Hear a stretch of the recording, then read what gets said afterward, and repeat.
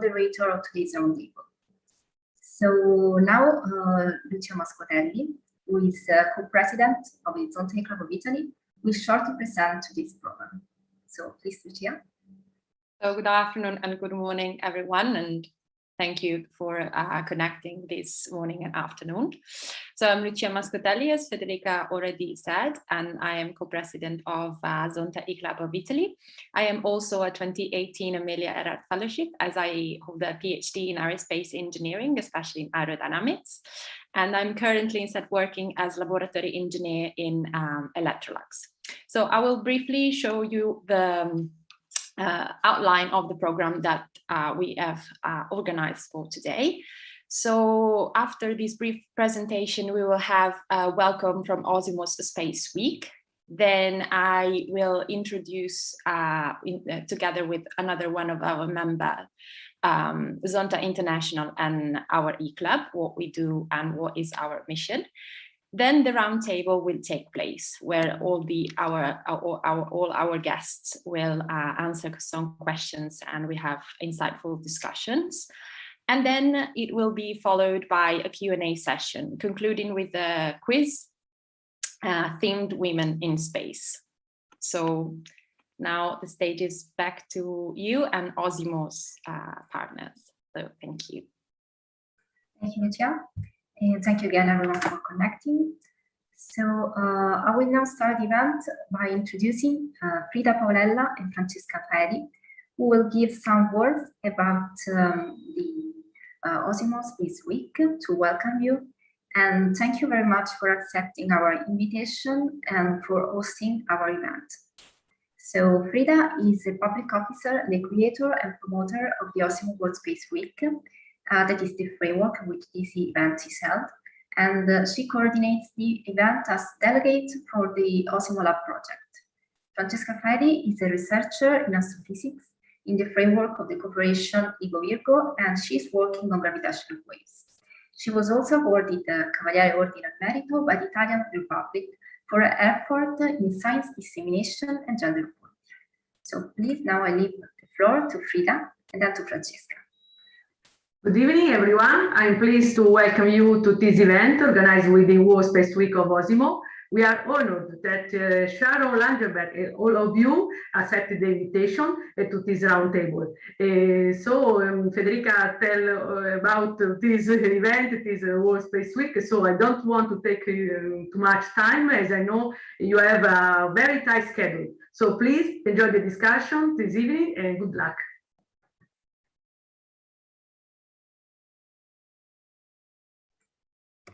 Thank you, Frida. Francesca, if you want to say something.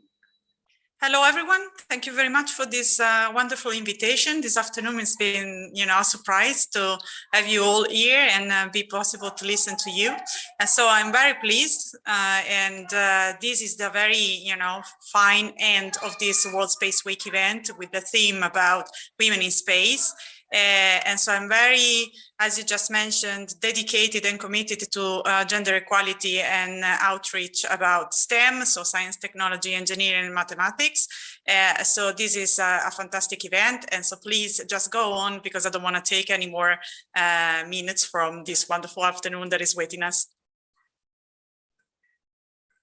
Thank you very much. So thank you both again for your introduction today. Now I leave again the floor to Lucia, who will give you an overview of Zonta International Association and the context in which we operate, followed by another member of our EClub, that is Julia. Okay. So let me share the screen.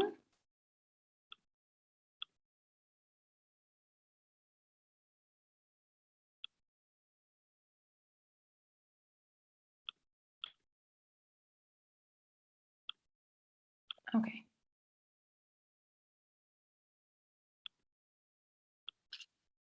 Okay, so I'm happy to spend a few words, as Federica was saying, to present Zonta International, this organization, and which is included in the context of Osimo Space Week, which I found particularly interesting and appropriate this year, as our motto is empowering women worldwide through service and advocacy.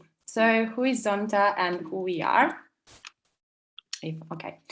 So Zonta is an international no-profit leading global organization of professionals that was founded in 1919 in Buffalo, New York, by a small group of people who had vision to help women realizing greater equality.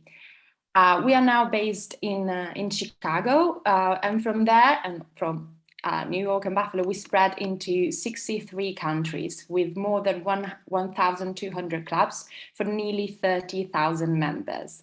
So, and we all work together to make gender equality a worldwide reality for everyone.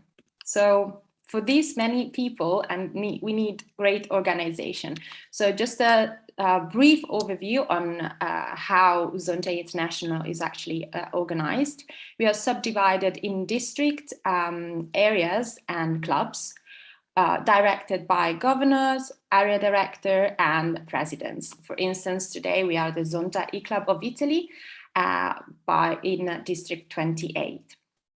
Our president of Zonta International is Sharon, that is our guest speaker today, twice Amelia Earhart Fellow, and had a long-standing career in the aerospace industry. On that note, a few other prestigious members of Zonta International. We have two astronauts. We have Sally Ride, Sally Ride, Chaki Mukai, and Naoko Yamazaki. First American woman in space and first Japanese woman in space and the second Japanese woman to qualify as astronauts. We also have two Nobel Prizes. We have Rita Levi-Montalcini, as you know, Nobel Prize in Medicine. And from this year, we also have Andrea Ghez, last year Nobel Prize in Physics. But what is our vision? So with Zonta, we see a world where women's rights are human rights, where women have access to adequate resources and can sit to the table where decisional processes are made, and their voice is equally heard and taken into account as men's voice. In that world, we want that no woman can live in fear of violence, and her rights of education, work, and healthcare access are ensured everywhere. But how do we do that? First thing is through advocacy. So Zonta International is represented in several organizations with advisory voice. But as you can see here, not only as a member, participatory, and we also are project partners of many interesting projects with, for instance, UNICEF or United Nations. We also have several international and service programs and strategies, for instance, to end violence against women. As international service programs, we have Hand in Hand, or Let Us Learn in Madagascar, and then we have, as I was saying, strategies to end violence against women. For instance, ending child marriage, there was a project symbol for our century in 2019. And also Zonta Says No to Violence Against Women, a campaign to raise awareness to this issue and advocate in behalf of gender-based violence survivors. We also take care about education. We not only want to ensure education at any level, anywhere, but we also want to retain women in those areas and domains where women are still a minority. That's why Zonta International offer fellowships and awards in those areas, as I was saying, such as public affairs or business, where women are still, as I was saying, in a minority. But we also, more appropriate to today's event, we also have scholarship and fellowships, such Women in Technology from last year, but also Amelia Earhart Fellowship, something that is common to many of us present here today. So I would like to spend a few words on this, because in aerospace industry, women make up roughly 25% of the workforce in the aerospace industry. And so in an effort to carry out the mission that I was telling you before about ensuring that women have access to all resources and are represented equally in every domain where decision processes are made, Zonta offers this Amelia Earhart fellowship. It's a $10,000 scholarship up to 35 women that is awarded every year to women pursuing a PhD or a doctoral degree in an aerospace-related field. It's established in 1938 in memory of Amelia Earhart, a Zontian, and of course a legendary pilot, as you all know, the first woman to fly solo over the Atlantic, but with holding also many more world records. From 1938, Amelia Earhart fellowships have been awarded to more than 1,100 women in 73 countries. So I urge you or anyone you may know to apply for this year fellowship, and the deadline is the 15th of November 2021. Last action that we act and we do to pursue our mission is actually local action. And this is where I leave the floor to our next presentation that I just briefly introduced. How do we do? We have traditional clubs and e-clubs, and this is also Z-Club and Golden Z-Club, depending on university or high school. And this is a way that Zonta International has, not only to act globally, but also capillarily. So we make sure that Zonta vision is also carried out at the local level with event, crowdfundings, and also mentorships. So I leave the floor now to Julia, member of our Zonta e-club. She is aerospace engineering. And she's an aerospace engineer. She holds a PhD in 2021 by University of Pisa, and now she works as postdoc in Pisa, focusing on space electric propulsion. She is also another Amelia Earhart fellow from 2019. So please, Julia, introduce and present the EClub of Italy and what we do. Sure, thank you very much. So I will share my screen so we can see my presentation. Thank you very much, Lucia. As she said, I'm Giulia Becatti, and I'm actually one of the newest members of the EClub of Italy. And I'm very glad actually to be here to present the activities that we do and we carry on in our EClub. So first I have to say it for who doesn't know that the EClub stands for Electronical Club. So basically it means that we meet online and we don't have a physical location to meet, but this comes with a lot of advantages for the activities that we do. So first, I want to present to you our club. So it was founded in 2017, and it includes many members from different professional fields. So of course we have aerospace engineers, as me, as Federica, for example, but we do also have astrophysics, people from the pharmaceutical and the marketing field, and many more. And the interesting thing is that since this is an electronical club, we are located in many different places in Italy and in Europe. So a peculiarity of our club is that many of us are former recipient of the Amelia Earhart Fellowship. And after receiving the fellowship, we decided to take an active part in Zonta. So first I wanted to show to you our faces and some of our members here that you see in this slide. And I wanted to say that we currently voted, we voted a few months ago for a new board. And so now we have two new co-presidents, as we were saying before. So Federica and Lucia that you heard a moment ago. I wanted to explain today what we do and how we do what we do, basically. So this is so being part of an e-club, and in particular the EClub of Italy, it has many advantages, but it has also one disadvantage, that there is no physical interaction between us, so we cannot meet physically, or it's more difficult to meet physically, of course. But this comes with many advantages because being part of this e-club, it means that we meet online, So many people interested in joining Zonta can do that, even if they don't have a physical club in the city that they are located in. Of course, it is, since we meet online, it is easier to schedule meetings and it is more cost effective. Also, in addition, we involve more people because, of course, there are no geographical limits. So, for example, here you see in this map some of the locations that we are nowadays in Italy, for example.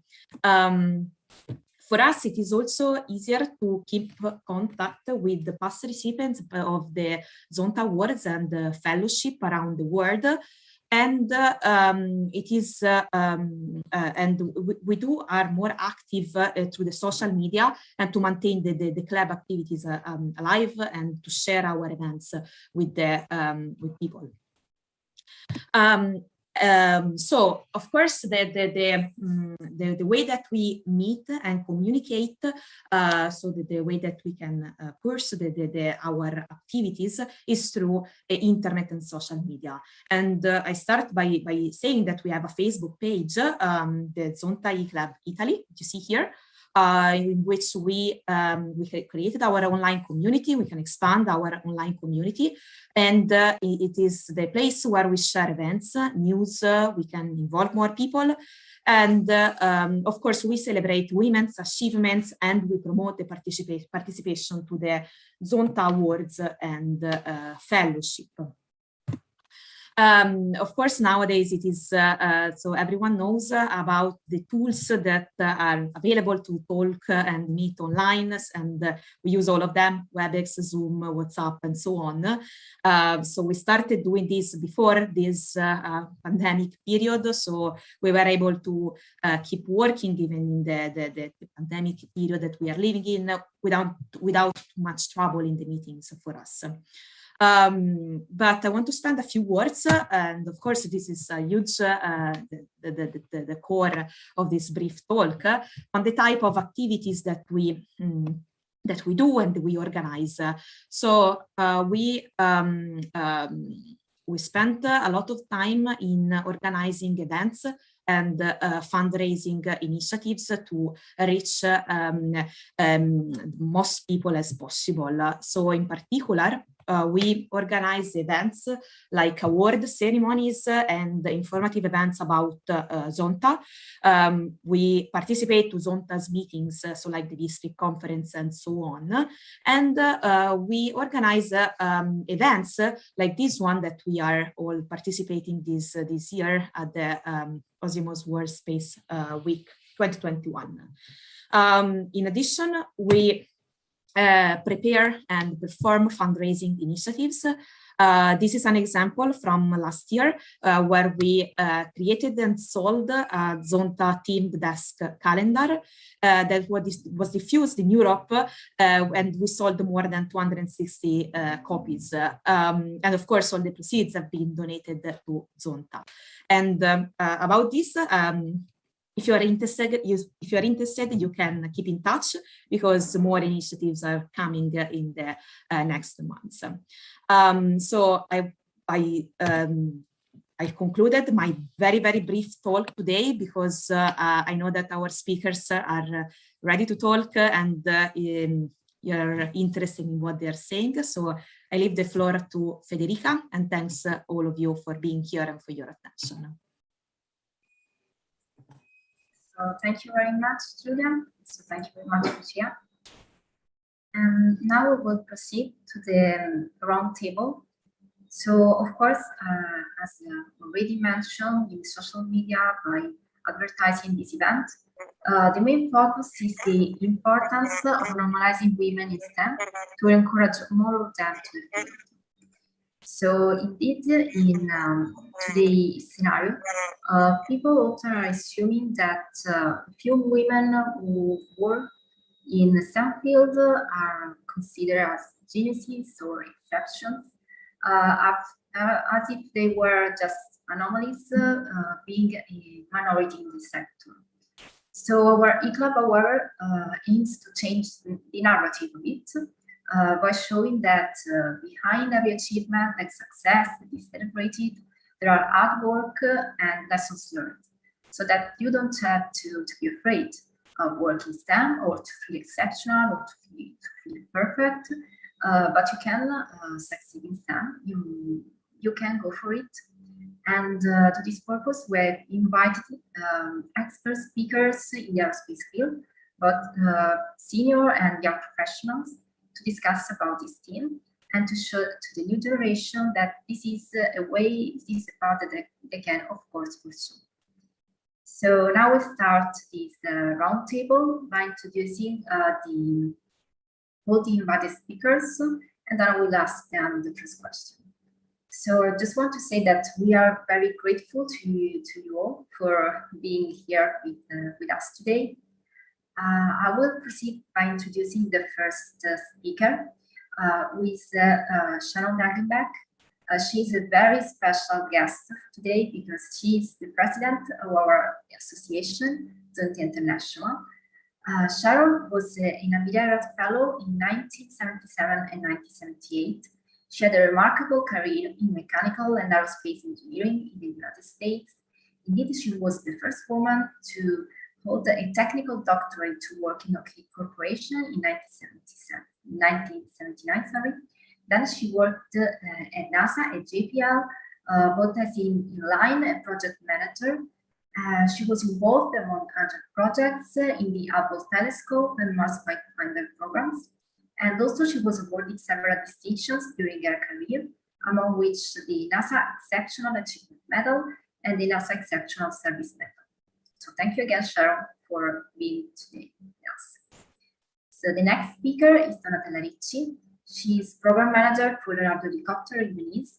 Before that, she worked on satellites and simulators for a total of more 30 years of experience in the field. She is a licensed hot balloon, air balloon and helicopters pilot, and she is also an instructor for ultralight aircrafts.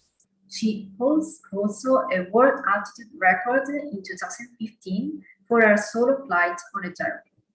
She is president of the national association called Normalize, created by Fiorenza De Bernardi with the aim of joining all women sharing the same aeronautical passion. Finally, she is also a member of our EClub and an Anita Fellow. So, Maria Nessisi then is manager in space economy observation and navigation at Thales Space in Rome, where she worked for more than 30 years. She is a member of the Security, Space Debris, and Earth Observation Committees for the International Aeronautical Federation, and she is also the president of the Roma Club of Italy, Business Professional Women Italy, and co-leader of the Rome Local Group of Women in Aerospace Europe. Then Elena Tossoni is the Chief Operating Officer of T4I, that is a company focusing on innovative electric and chemical propulsion systems for nanosatellite and microlaunchers. She worked also in Thales Space Italy, in area and the orbit, where she gained experience in aerospace projects management and company business. Elena is also the co-chair of Space Propulsion Committee of the International Aeronautical Federation, and she's part of Women in Aerospace Europe. Then Alice Pellegrino is an Italian system engineer and subcontractor technical point of contact at Kinetic in Belgium. She works on docking and berthing systems. Before that, she worked 2 years at Canon Electronics in Tokyo, Japan, as lead system engineer on microsatellites projects. She was selected as one of the 2021 UNOSA Space for Women mentors, and she is also the committee secretary and coordinator of research project on gender equality in the aerospace field of the Rome Local Group of Women in Aerospace Europe. Margherita Piccinin is a PhD candidate at Politecnico of Milan, where she focuses on new technologies for autonomous exploration of asteroids and small celestial bodies. She won an Amelia Earhart Fellowship in 2020, and she's now the secretary of the Zonta EClub of Italy.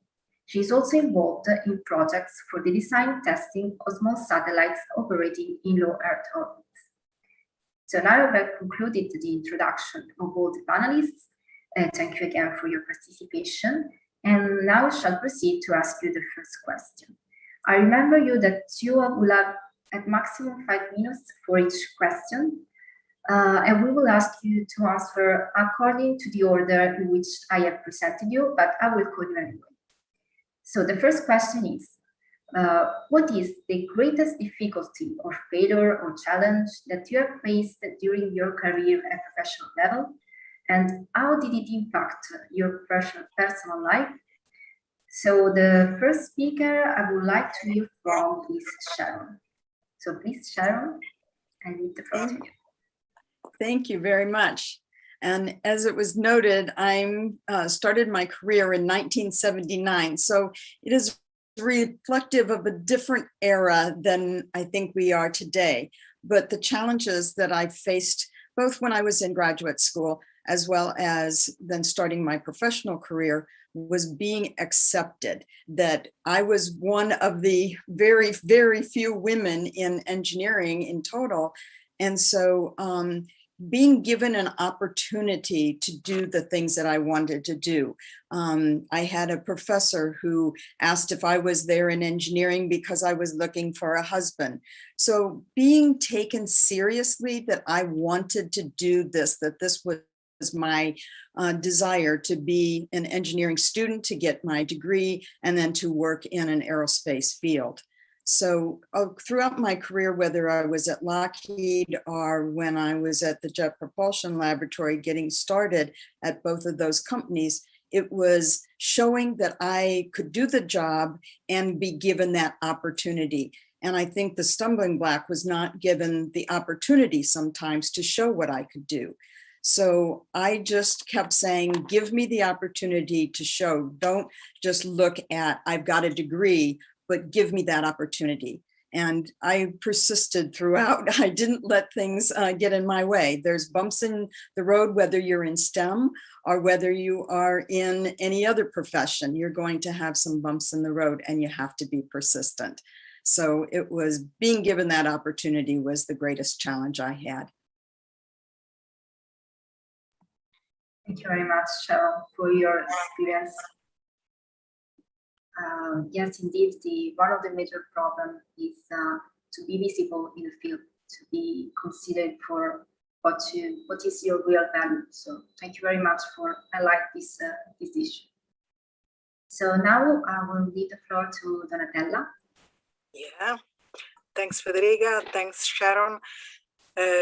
It's really a pleasure for me to be here, but now I understand that probably the timing is different, but I can just share more or less what Sharon was saying. I was thinking, and probably during the last 25 years, more or less, there is no one specific difficulty or something that I can focus, but absolutely there is a general environment. I was, as Federica was saying, I was working in for many years in a male-dominated absolutely environment, because it was a production, or in any case it was something in which the number of women was absolutely reduced, a minority, I was saying before, and there were a lot of secretary, but there was no any person like me in charge of doing a project or in any way to support and to do some activity with the colleagues. And so I think in all the aspects, I changed 3 times the job, and every time it was like the first like to say, to change and to find a way to be accepted, because the first reaction in this male-dominated field, because absolutely it's the same. The first reaction was to reject. I mean, to not to accept. So what I learned during the year is that you have to focus on what you want. It seems easy, but it's not so easy. Sometimes you are just frustrating because you know what you want, but the other are not accepting. So I was discussing with colleagues that were not accepting my role. That is something at least frustrating, I said. But what I understood during the year, that you have just to keep focus on your goal. You want to do what you want. And one of them, what they say, the message I am always trying to explain to the young ladies or young women is just keep and not only resilient, but keep going. keep going, because many times you will just be distracted or be stopped. But if you really want to reach something, you have to go forward and not to give space to the rest. So it's probably the same story, because you know, it's not easy to be accepted. I think it's just the same focus of Sharon. Thank you very much, Donatello. Thank you also for this wonderful message. Now I will go to Anna Maria. Hi Federica, hi to all, and I apologize because there is some noise that you can listen, but I am traveling.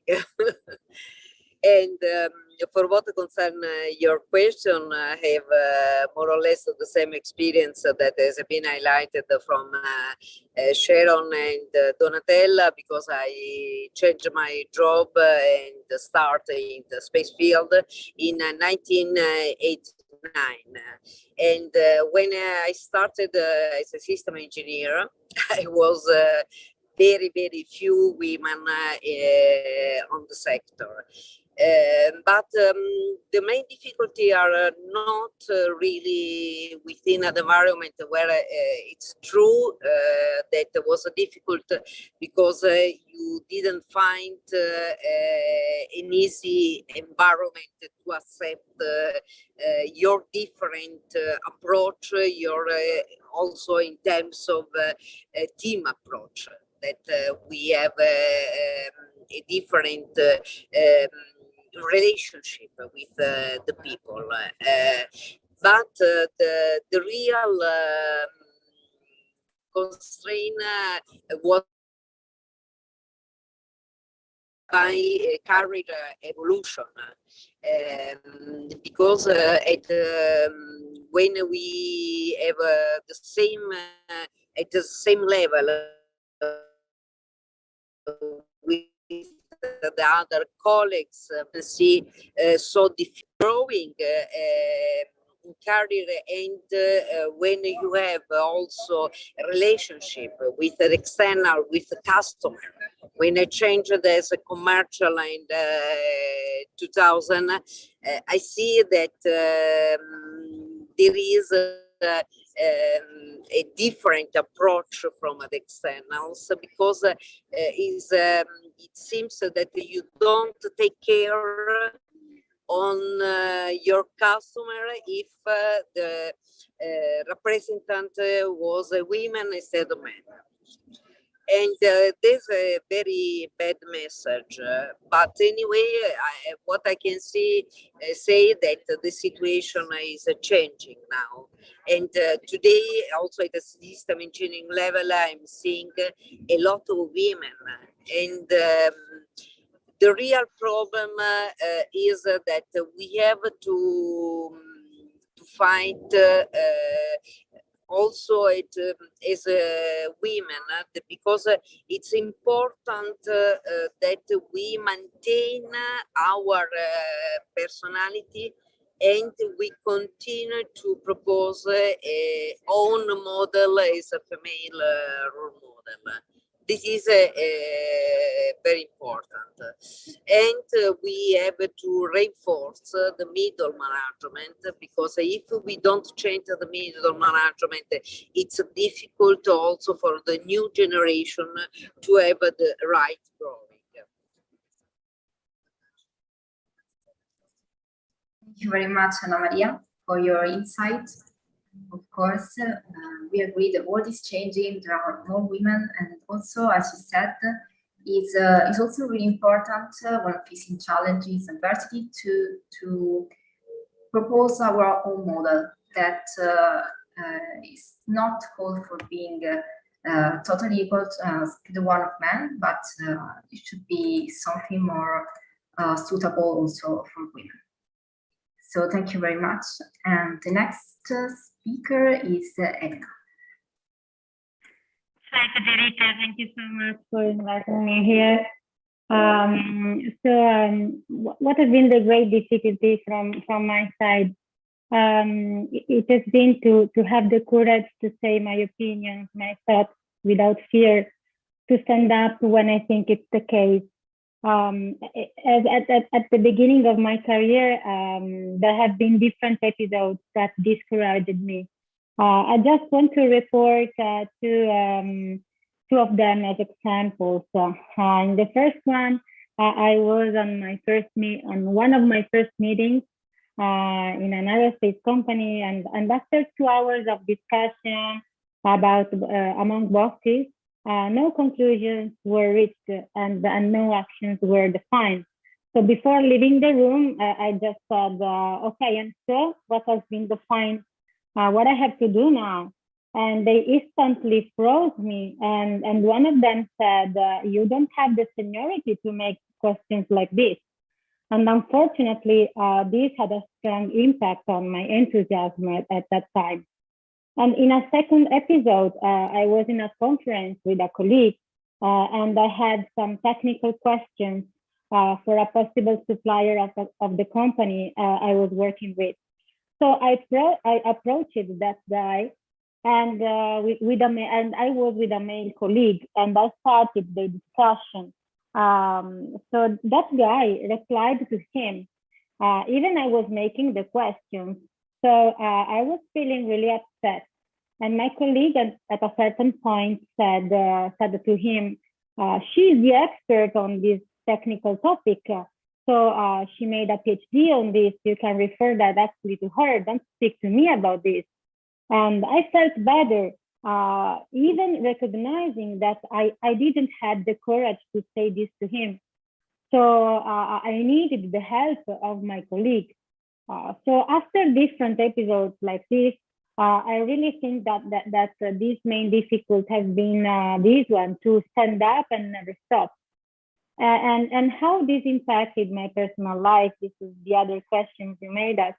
I would like here to mention one episode of my personal life that had an impact, okay, on that had an impact on my professional career. And it happened when I gave birth to my first daughter. And the childbirth has been really and particularly difficult. And I strongly wanted a natural childbirth. So to this end, I also selected a hospital where they pay a particular attention to this woman's need, and they helped me to reach this end. So I gave birth naturally after 2 days of continuous contractions. And this fact had a strong impact on my professional life, as from that time on, in fact, after this event, I understood how much power there's inside myself. And I felt, and I left the hospital fully aware of what I've been able to sustain, to live, to reach for myself. So now I don't hide myself behind the people that talk to me in an insolent way. And the people, there are still events where people act to me to put me in my pain zone. And now they are so ridiculous in front of my eyes. I just really changed the perspective. So for me, this event has been a clear turning point, and I hope that other women find out their event, that they are turning events in which they can understand how much power they have inside. So thank you very much, Elena, for this wonderful testimony. Indeed, you stress the importance of standing up for yourself, and the fact that you found that, especially after your maternity, that was like your inspiration, your source of power, is really, really beautiful. So thank you. And now we'll go to Anita. Thank you very much, Federica, and to all the speakers before me for sharing. I mean, for sharing your experience. It's something that's coming from, I think, everyone that is participating. I mostly faced different years and different period of her life, but quite similar challenges. My story is a bit a crossover for all the ones that have been shared up to now, because when I had the chance to move in 2019 for my first job to Japan, where I have been for 2 years, I probably underestimated a bit that experience. So I just jumped in. I was so enthusiastic about that. And when I started, I mean, at the beginning, everything is, something new, something very good. You are surprised about everything. So I'm quite enthusiastic person. So I took it like, okay, let's start with this new challenge. But then I realized that I was the first female engineer in my department, the first foreigners that this Japanese very traditional company was hiring, and they were not prepared for, dealing with someone so different, not even my specific team, but the barriers were, a bit more compared to the gender. So the problems were the language, were the different personality, different way of thinking. All the processes were not ready for, having bilingual approach. So it was really like facing a huge wall, but not only because I was a woman, but because for them it was a kind of alien. So it was like, okay, what's this new person? She's so young and she's here speaking up, while they were completely not used to that, because also all the women that they have were mostly in the HR department, mostly working in the administration departments. And very few were also, coming from Japan, used to a different approach, and especially a different approach in a male-dominated environment. So they were very afraid of speaking up, or if they were doing that, they were, using a completely different way compared to mine. So in that case, I would say that the most difficult challenge was, to have my voice listened to the others, to have them understanding that I was not the enemy at all, even if I was bringing some change and new perspectives. I was trying to, also learn their own way. So, and we had to work in a team. So the first period has been so filled with occasions where we had just to compromises, but it was so difficult to have them understanding that I was not asking that only because, I wanted them to do it my own way, but because we needed to find a point where to meet. Otherwise, it would have been not helpful at all for all of us. And so this experience helped me so much in understanding that sometimes you need to, and you can learn so much in also questioning your own approach, what you think it's the correct way, to try also understanding why the others are so reluctant to eventually embrace change. And then you can really grow a lot in starting to listen to people and to work with them, and to, find your own flexibility for having them on board, and to start being on the same side of the wall. So what I learned from these experiences is that we cannot go anywhere. We women, but in general, any gender cannot go anywhere without allies. And so my allies became the same people, the same co-workers that at the beginning they were not even speaking to me.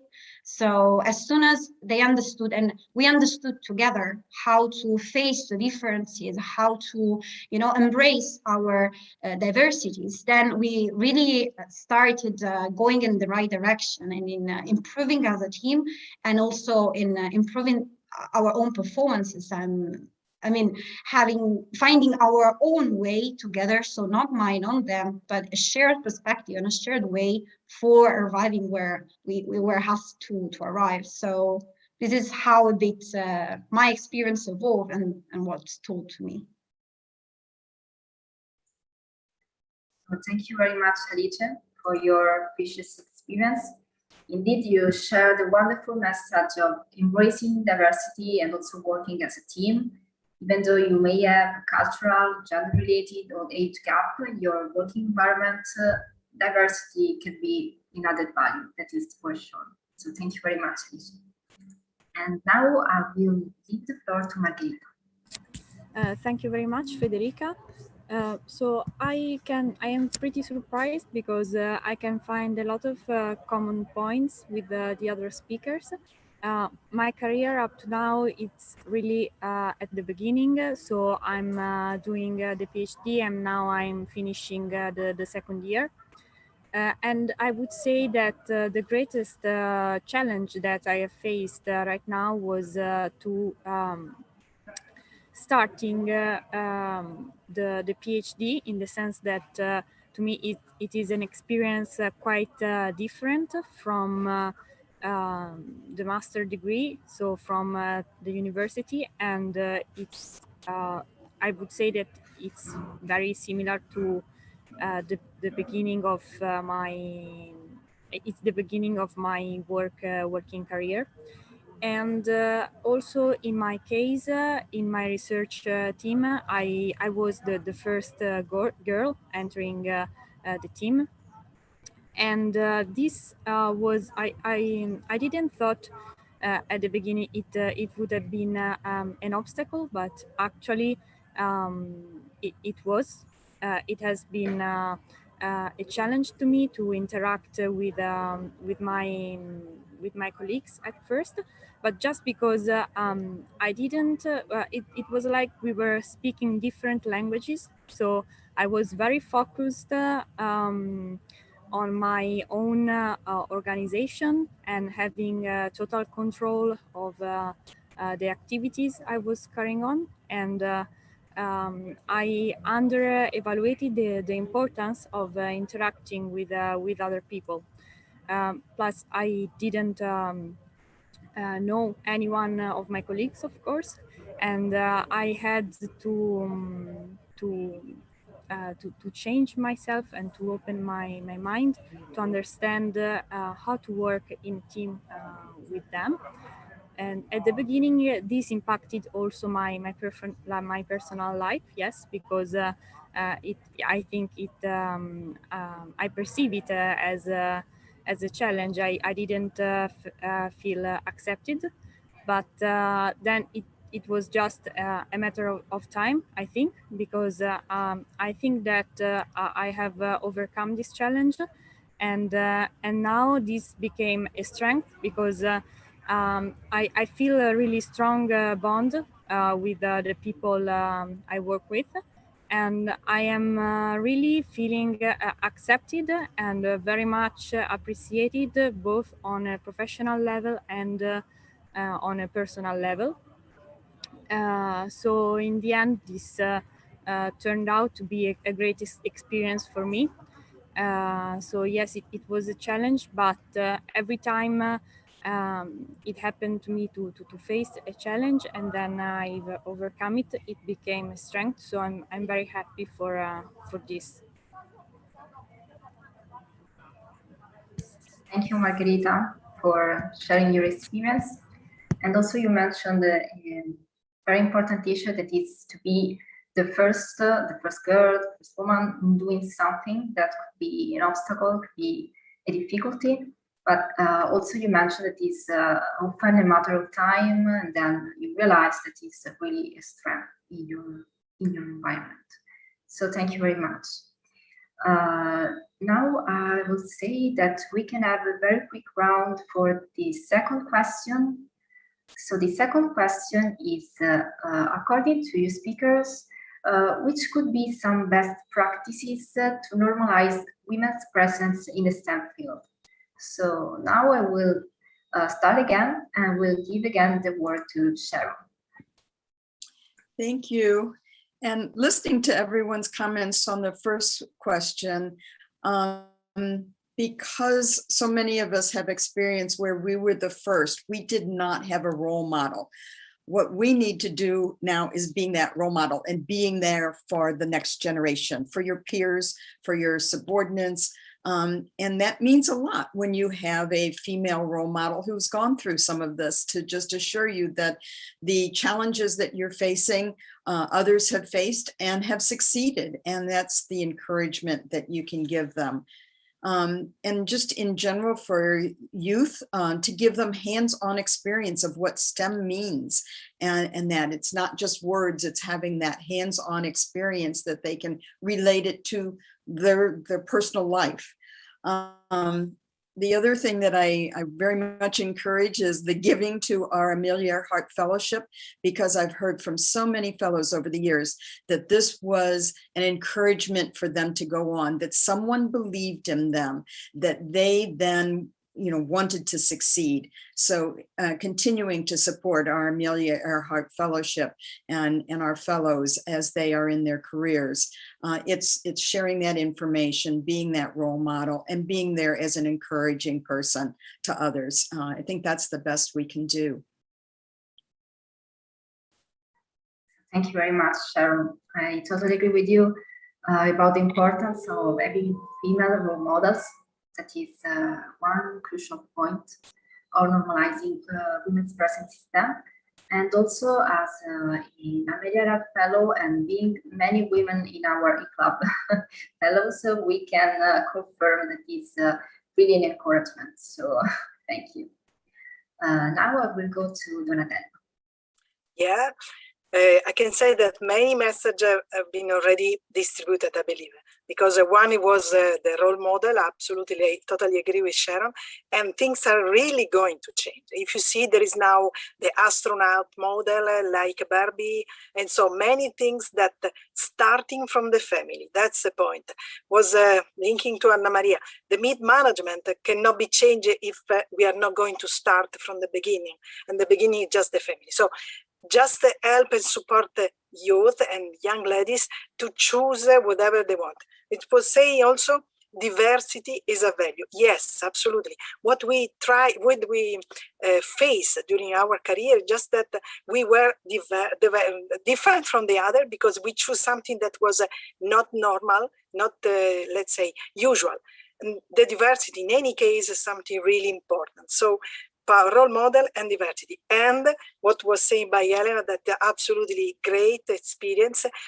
We have to be sure to be aware that inside us there is a lot of power. We have just to find a way to have the possibility to use it. And if you have some different situation, but in some cases, you really have the possibility to demonstrate how much power you have inside. So many things together, but probably all the experience that I was listening at just focusing on this part. Thank you, Donatella. Indeed, your message was to support women anyway. So of course we can rely on different aspects, but important is that we should encourage women to choose also this path that is not commonly chosen. So that is totally right. Now I will go to Anna Maria. Of course, I'm sharing what has been already said from Sharon and Donatella. We are part of a generation where to find a female role model was very, very difficult because we don't have any reference at that time. And to have this role model are fundamental. We can see that, for example, also in case of Samantha Cristoforetti, that has created a lot of opportunity also with the Barbie and so on. We have seen that there was an increasing of women in the engineering level. What does it mean? That it's important to create awareness on young women in order to believe that they can. What I say every time, that there is anything that a woman can do, because I don't think any limitation. And this is important because I think that this is the major trap that we have to fight and to sustain the young people. And the best practice is to start from the low-level school, because it are in the low-level school that already start the bias. And a lot of time at that age increase the perception that the scientific matter is not adequate for a woman. And this is a very bad message that create a low level of women that have access to the STEM discipline.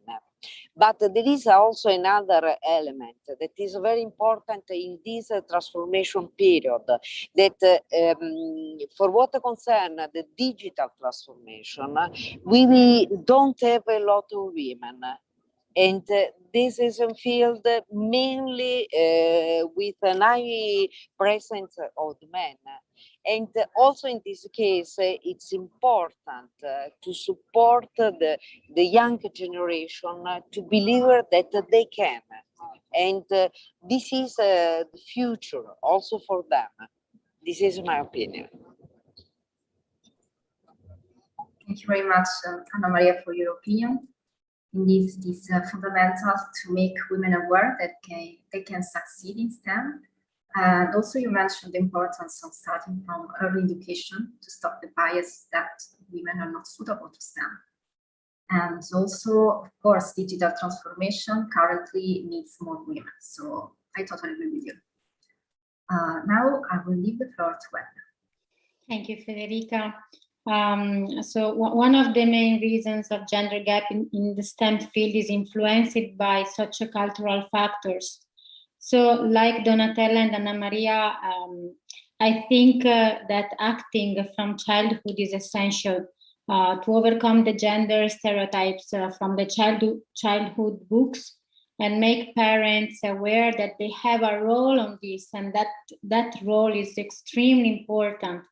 So I know here in Italy, for example, there are different associations that are promoting this, but in our society, these stereotypes are so deeply rooted that a lot of work really need to be done. And so this is a best practice for parents, for grandparents, for educators, to stimulate women also in STEM disciplines, and do not underestimate, for example, maths and physics, girls' abilities starting as early as preschool. Another best practice is related to Sharon one, and it is to continue to improve the organization of events, of talks, of conferences where women can share their experience, even if they think it's a simple experience. We are not all astronauts, and make other women aware that working in STEM is normal, is simply normal for women too.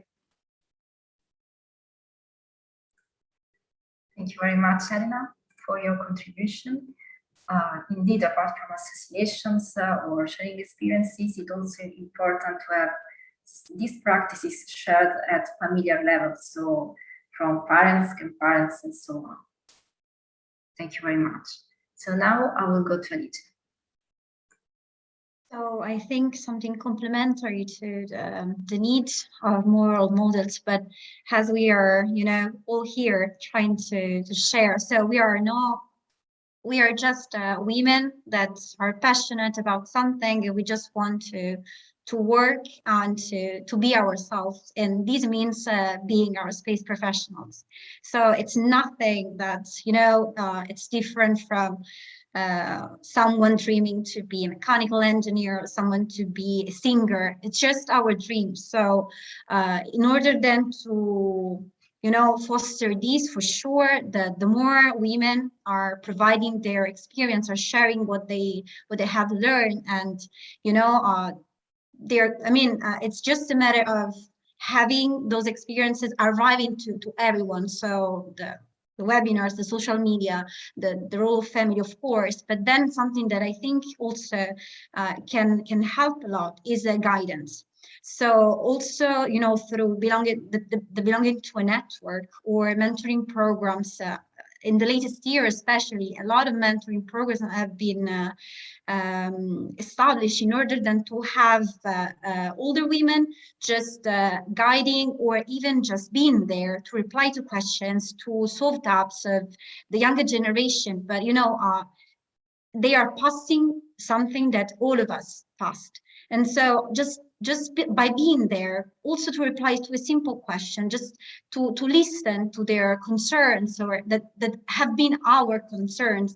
I had the experience that this is really a huge gift, and it's helping them so much in not feeling alone in what they're doing, and in also gaining and acquiring more confidence, because then, you know, it's everything. You're not feeling alone anymore. You see that there is a space for you, and then it's the starting point then for all the rest.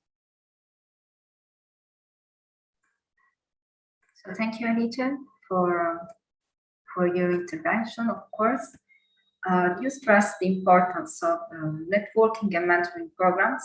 Indeed, also with our EClub or other association involving women in STEM, they are really fundamental to guide us to connect to each other for our future steps in the field. So thank you very much for highlighting this. And now I will go to Margherita.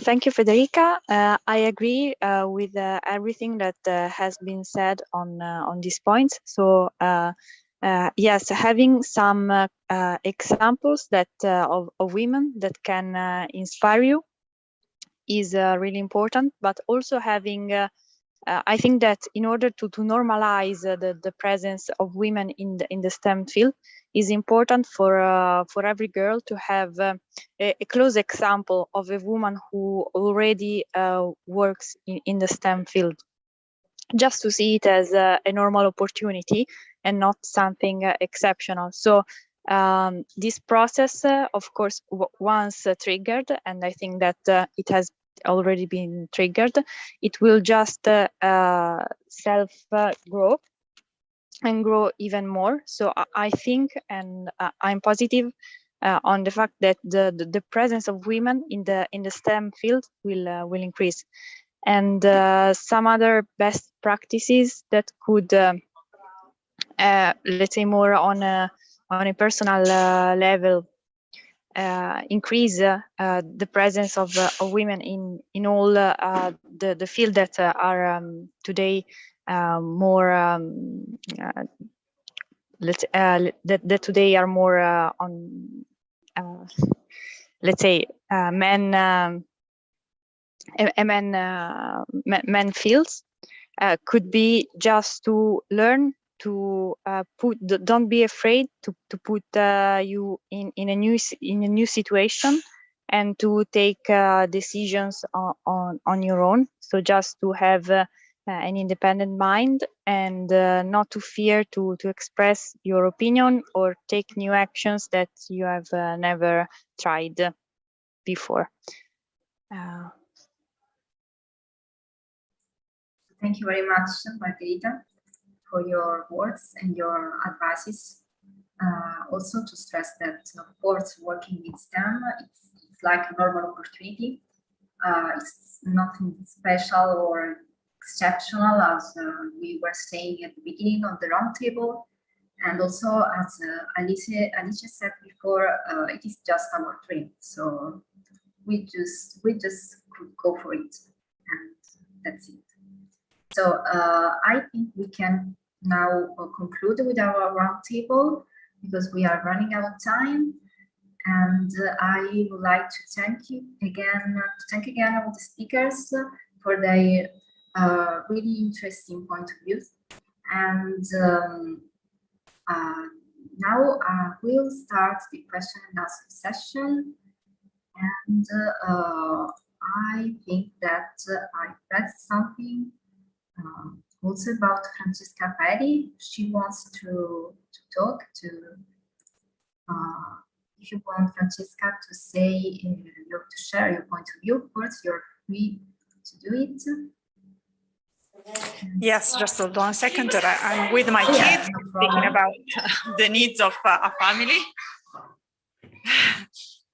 So, yeah, my point was about the need of networking and organization like yours or many others, not just to help the young female that is very much needed to get into STEM fields, so science, technology, engineering, and mathematics, but also during their career, you know, there is this so-called leaking pipe effect by which we female, for needs of family, for needs of change of a career, change of jobs, they encounter many more problems than maybe a male colleague.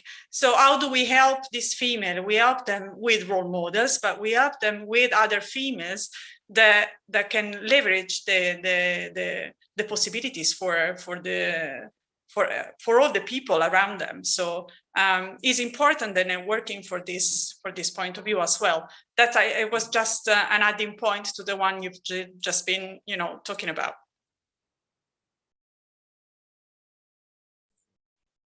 Okay, so thank you very much, Francesca, for your contribution. We now see if we have questions. I will try also to check on Facebook. So,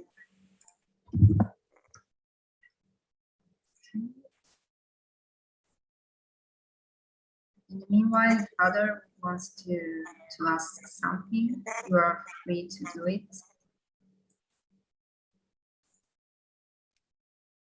I would just like to make a comment about the leaking pipe. It's not just that women want to start a family and come back, and there's that issue associated with it, but it's the culture in so many companies are not good, and women say, I don't want to face this anymore, and so they're leaving because of that culture within a company. And it's a challenge to change a company's culture, and particularly in the field of aerospace, which has been male dominated since the very beginning, and where women are still the most underrepresented in that field.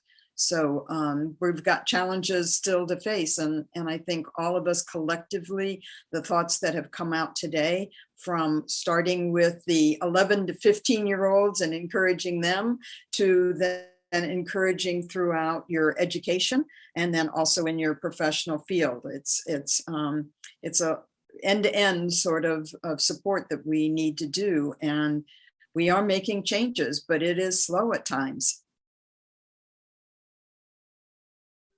Yeah, on that note, actually, Sharon, I would like to ask all of you, actually, what do you think? It's like, I know that we could talk about this for days or years, but what do you think could be a starting point to kind of improve not only this leaking pipe thing, but just like, you know, a starting point where we can, and also companies could kind of, what is a step forward to improve this situation? What we could do, even just a small step where we could start from?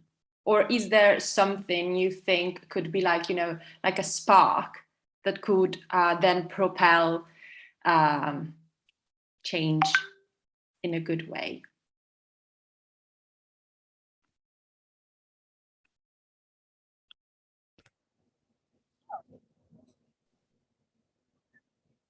Anyone, or If you want, you can go, Anita, of course. yeah.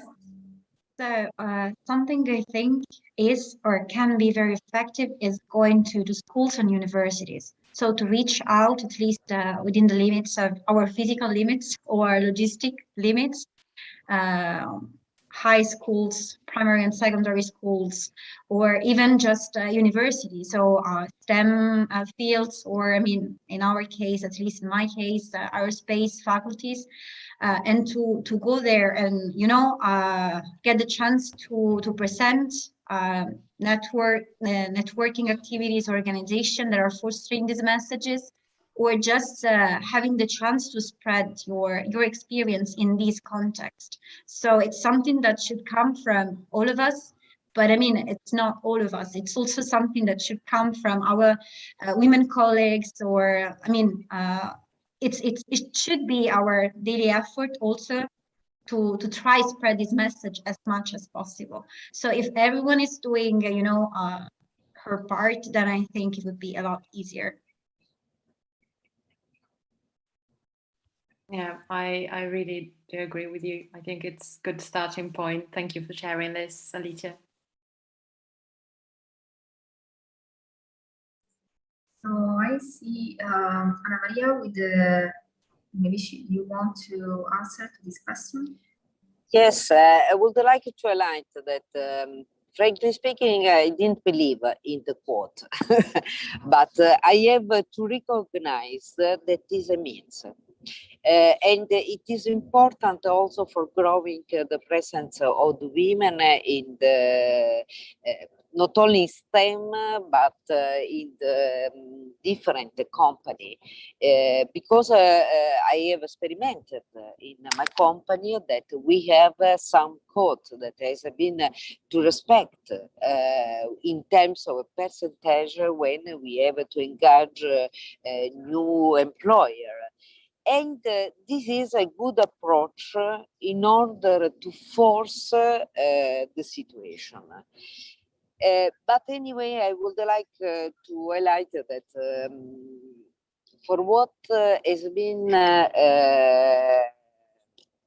said from Francesca, that we have a clear scenario as we can support the new generation and to increase the awareness of women for the STEM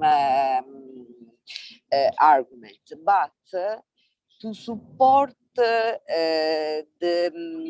other women that they are already are in the middle age, because they have done already their career, they are changing the job, they are in difficulty with their family, so on. It's more difficult because for sure it's important the networking, but another element that is very, very important is solidarity among all the women. This is fundamental, because this is the weakness that we have. If we are able to express more solidarity, I think that we have all the chance to be winner. This is important. Yeah, I think this is I think you highlighted a very important point, even because sometimes women are kind of, there is a bit this myth that women are not like have not this feeling of solidarity between all of them. And this, I think, instead is a very good point, that we should enhance more, improve, and show that this is not the case, or this could be a point where we could all improve a little bit more. So thank you.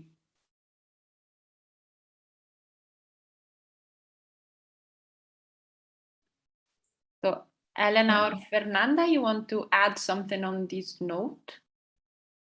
Or is that a different question, so we know how to? Just one word about this. It's I think that it's clear that women needs are different from the men's ones. So I think that it's really important for companies to understand that women needs flexibility. For example, flexibility in time. I mean, even if my husband is really helping me with the children, it's normal that my role is different from his role. And what I find really, really important is that companies understand that it's important to work for objectives. So if I do my job in a good way, I can do my job in a good way, even if I'm not sitting down 8 hours in my desk. I mean, I can chat while I'm going and take my baby to the school, and I mean, it's something that they really need to understand. and it's important for companies to recognize these needs and to give us the opportunity to express ourselves and recognize that we need to have a flexible working days, working hours, and working place. So I think that this period that passed, this 1.5 years, 2 years, may have changed something in this way, this smart working, agile working, and so on. So I hope that things will be a bit different from before. Yeah, if there's something good that this pandemic taught us, might be this, I guess. So, thank you. So thank you very much. I guess Fernanda has another question. Yes, thank you very much. Many greetings from Milan, Italy. My name is Fernanda Gallofreschi, and I'm an international director of Zonta International under the leadership of Sharon Langenbeck. First of all, I would like to congratulate on your sharing relevant suggestions to demystify the idea that STEM subjects are not normal study for girls. I'm just a simple environmental engineer. I'm not into rocket science like you, but still, I'm a very fond advocate for STEM. The title of this conference, Normalizing the Exception, is really a very powerful tagline. Now, my question for you is about our Zonta International Awards. There are some districts, including mine, that are starting specific STEM awards for students in this biennium. Do you think altogether that what we are offering at international levels in terms of awards is up to date with the second century of Zonta, especially that it's non-monetary part of the award, so in terms of networking and so on, is still relevant, or do you have suggestions about it? Thank you very much.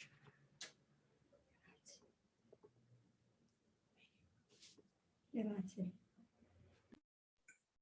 thank you, Fernanda, for your question. I don't know if in between the speakers wants to give her opinion on that. So your question was if the current awards or acknowledgements that Zonta International is giving to women is up to date. So I guess you mean also the awards in digital transformation, as the one that Anna Maria was mentioning before. Okay, so if you believe that this is important to give women awards and acknowledgements in this not only on the monetary point of view, but whatever opportunities they bring out of just getting some money to support your studies. Yeah, if I may, when I started, the award from Zonta was something really, really helpful.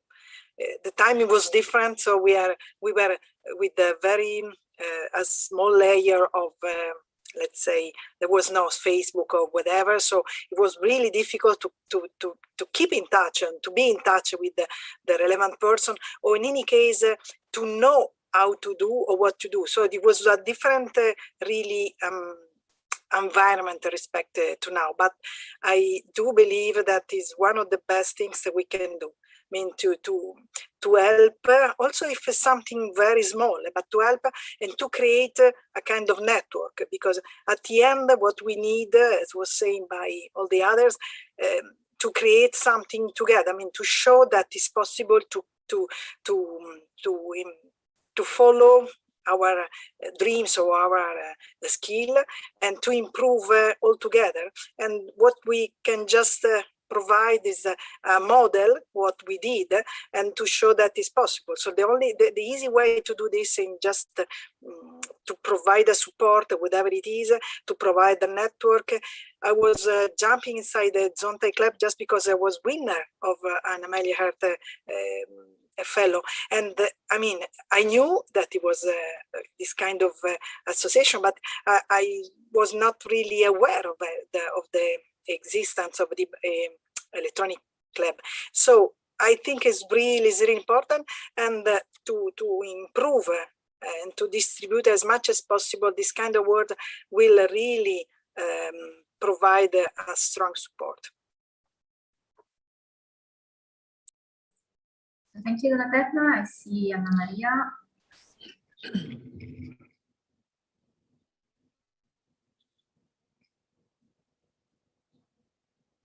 Anna Maria, if you want, you can go. Can you hear us? I don't see her connected anymore. Are you able to hear me? Yes. For example, what I can suggest is, for example, to identify the main discipline that we wanted to address the attention. In order to rotate, I don't know, I don't think that you have to award for all. But what I see that sometimes there are some stereotype for what concern what a woman can do in the STEM activity. Instead, it's important also to highlight different award in different discipline in order to enlarge the awareness on what they can do for the future, because we have a very different approach today. There is, for example, an importance of interdisciplinarity that is so important and can be more attractive for, I think, is only an idea. Thank you very much. Now I see two hands raised. I think Lice could go. We are, of course, tight of time, so be quick, but please share your thoughts.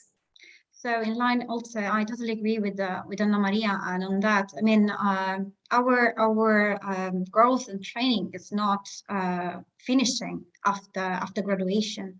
So after the master degree, after a PhD, okay, we can do a PhD, but also when we are working in the industry field, then we have the chance to have access to a lot of trainings, and there are a lot of women that love just, keep learning and enlarging their horizons, also because this point with these cross-disciplinary environments that we have, that you are asked to also approach with a lot of different skills that you have to develop, and that you have also to demonstrate also sometimes 10 times more compared to our colleagues, our male colleagues at least. But then also some support on both, maybe training, internal training, for example, that members can have access on leadership or on business models, on financing, on, especially for who is coming from a technical background, some disciplines that they haven't never, had fully access to, or also some support for, having the chance to pay or to afford also some private courses related to topics that are also very helpful for the career and the career development of a resource, and for learning something that it's complementary to the job of an engineer, especially if you aim to do a more rich, and if you want to be a richer professional in terms of skills and what you can offer, what you can apply in your daily job. So thank you very much, Anita, for sharing your opinion, your perspective. Now, Sharon, of course, you can conclude this answer as president of the Zonta International. You can, of course, answer to Fernando about that. I just want to thank everyone for the discussions today. And I wanted to let you know that at our Zonta International Convention next summer, which is from June 25th to 28th, on Saturday, the 25th, we are planning an Amelia Earhart alumni gathering, and we want to have as many Amelia Earhart fellows join us and continue these conversations and the networking and meeting each other. And one of the greatest things that I've had over the years is I have personally met over 125 of our Amelia Earhart fellows.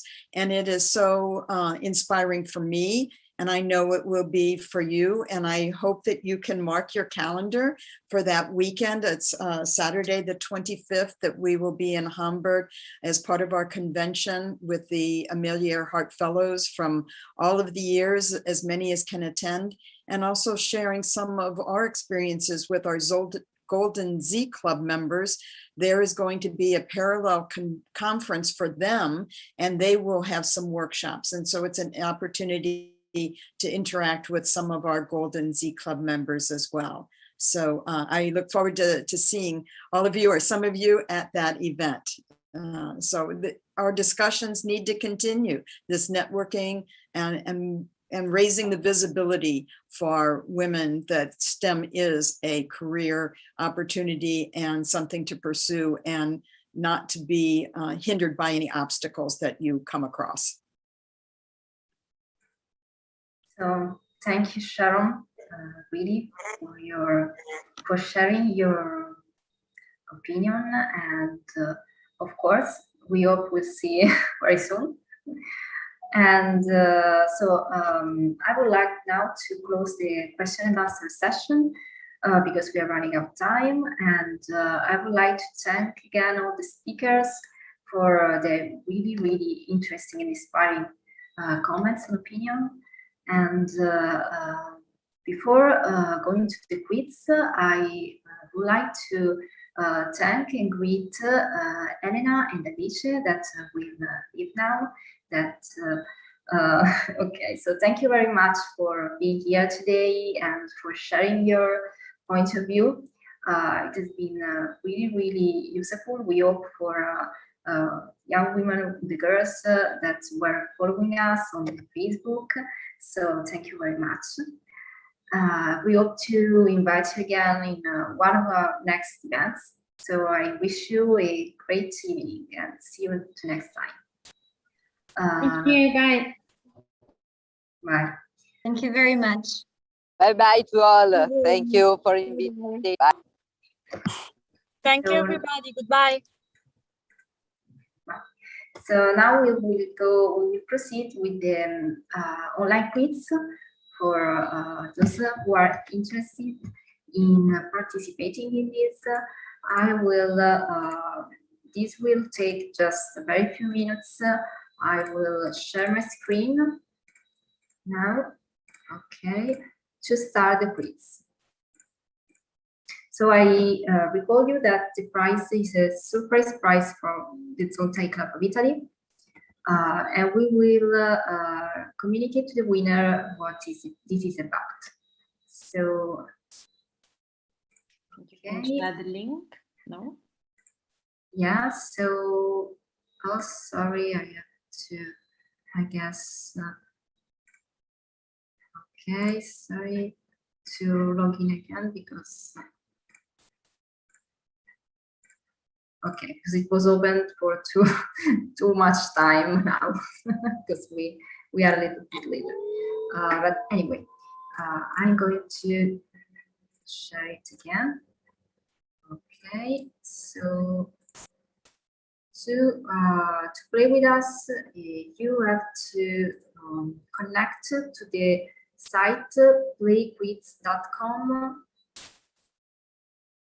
If you can see that, playquiz.com, and input the code 8713.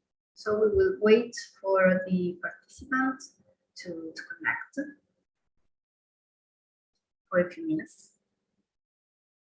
Okay, so we have the first one.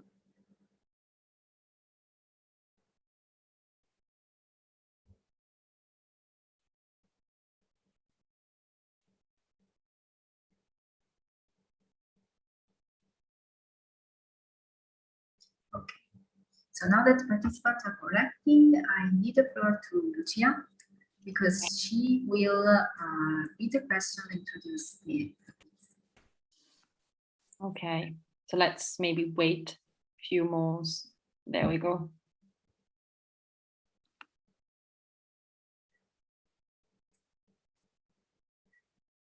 Don't be shy.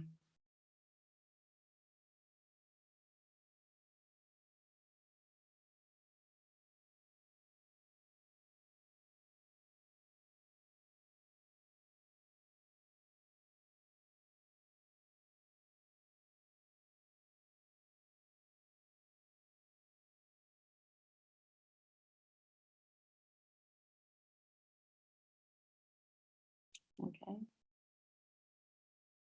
Okay, I think we can all start. I don't know if there's. Okay. I think there's only Francesca missing. And Margherita, if they want to play.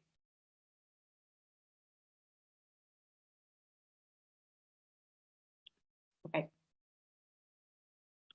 So thank you to you, Francesca. I see you are leaving. So thank you very much for joining. And for thank you. Sorry, my family calls me. Of course.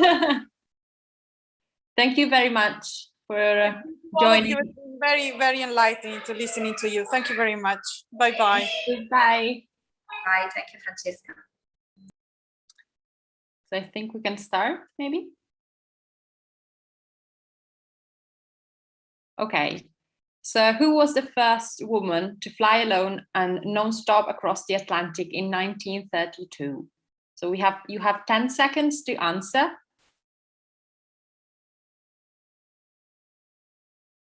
And it was, of course, our Amelia Earhart. Okay. I think two. Okay. Next one. Who was the first woman to fly to space in 1963?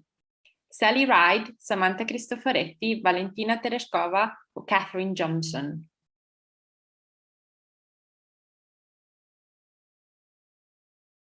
Let's see. And it was Valentina Tereshkova. Oh, I see you. Okay. So we also see who's not answering.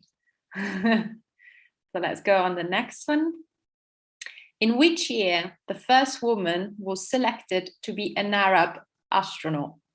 1992, 2003, 2019, or 2021? So the first woman to be Arab astronaut, 2021. So majority got it. Okay, fourth question, we're in the middle one. When was the first all-women flight over the North Pole on the world's longest air route completed by Zoya Agrawal, captain for Air India? 1987, 1999, 2018, or again 2021? So all-women flight over the North Pole. Again, 2021. I think it was pretty recent achievement. Next question. Who established the record as the oldest person who ever flew to space on Blue Origin New Shepard spacecraft in 2021? So a few months ago, was it? Jeff Bezos, John Glenn, Mary Wallace Wally Funk, or Luca Parmitano?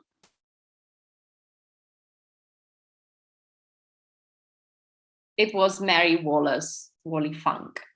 Yes. Was it a few months ago, right? The Blue Origin. Okay. Who has been appointed as the next commander for the International Space Station during Expedition 68 in 2022? So for next year. Is it Samantha Cristoforetti, Luca Parmitano, Paolo Nespoli, or Claudie I have no idea of this name, sorry. It was Samantha Cristoforetti, I guess. Okay, so everyone who played guessed it. Well done. Next one is, which astronaut said the famous sentence, "You can't be what you can't see"? Is it John Glenn, Sally Ride, Jessica Meyer, or Buzz Aldrin?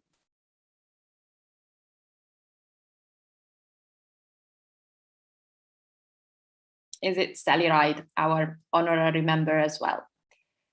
Okay, so we go on to our last question. 8th question is, who was the first woman to obtain a pilot's license in US in 1911? Is it Harriet Quimby, Mathilde Moissan, Marjorie Simpson, or Ruth Law?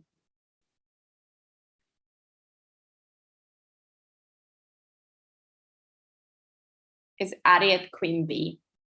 Okay. Quiz is finished. And we have a winner. We have a winner, and it's our Daniela, our former president. Well done. Well done. Well done, Daniela. Congratulations to this. Thank you. Well done. It was really nice to play with you with this. But we were like all the game was pretty tight. I see that so you were all. It was a fair win and fair play. Okay, yes. I think we can end on this note. Yes, we did. And we can conclude with the final acknowledgements and greetings. So now we'll start to greet, of course, the Osimo World Space Week organization for hosting our event, for streaming our event also on the webpage by sharing our post on the Zonta EClub of Italy Facebook page. So I would like to thank, of course, Frida Paolella, Francesca Freddi for the introduction at the beginning of this event, and also Bruno Severini from the Osimo, and of course Osimo Web for the collaboration and cooperation today. Now we'll leave the floor to Lucia for the final acknowledgements and greetings.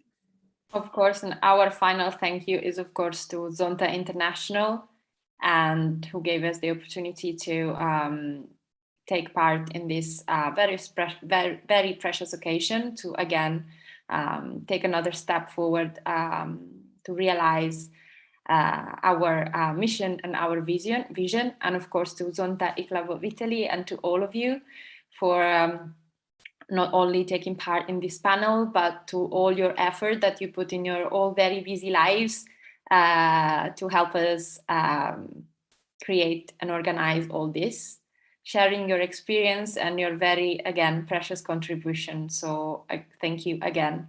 And thank you, Federica, of course, for putting out the idea for this and for dragging the whole train. So thank you.